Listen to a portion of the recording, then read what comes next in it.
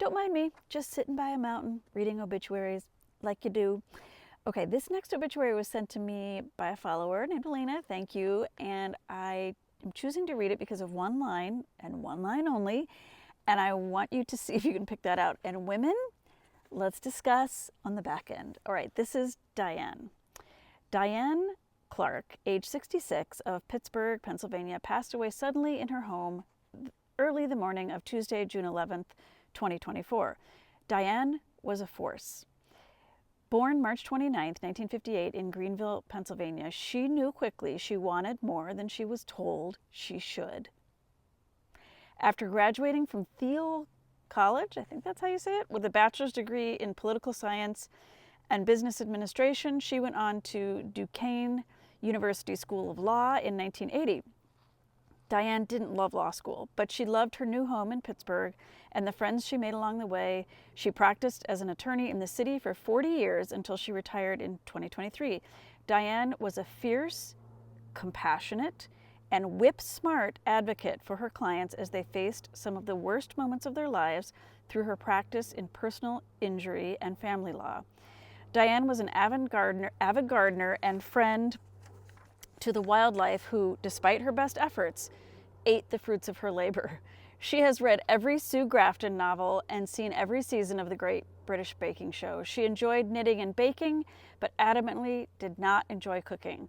When her children were young, she was an incredibly involved parent in the Fox Chapel area high school choir department and took particular pride in a costume she sewed a dozen knickknacks into for the school's production of Guys and Dolls.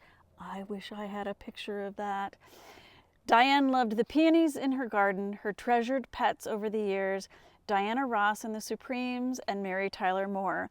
Diane taught her kids to always fight for what you believe in, to be the first and last at any event, that you're never too busy to lend a helping hand, that you're never above getting dirt under your nails, and that there's very little in life that can't be helped by a quick dance party and some coffee-flavored ice cream.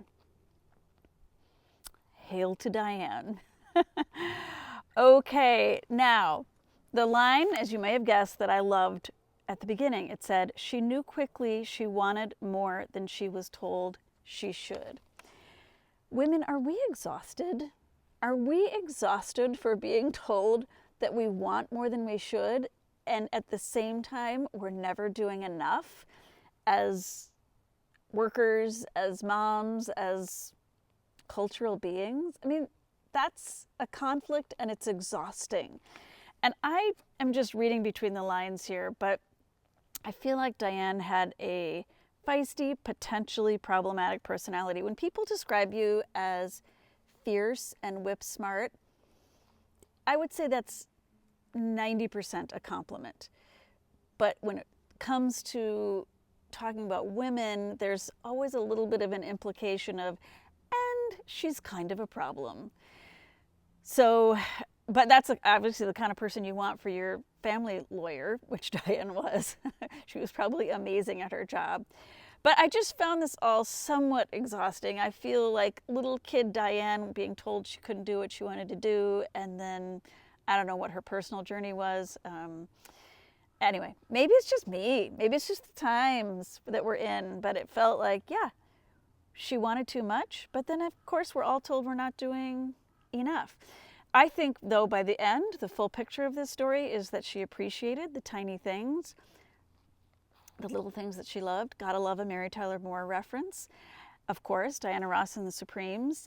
Yeah, so one thing she said to her kids to be the first and last at any event. I get it with the first. I'm very punctual. I don't get it with the last. Fill me in on why that's a benefit. I am a huge fan of the Irish goodbye. So I think the message here, the tip, is that what you want, you should be able to go for. But if what you want is coffee, ice cream, and a dance party, that's enough. You are enough. Diane was enough. We are all enough. Thanks, Diane.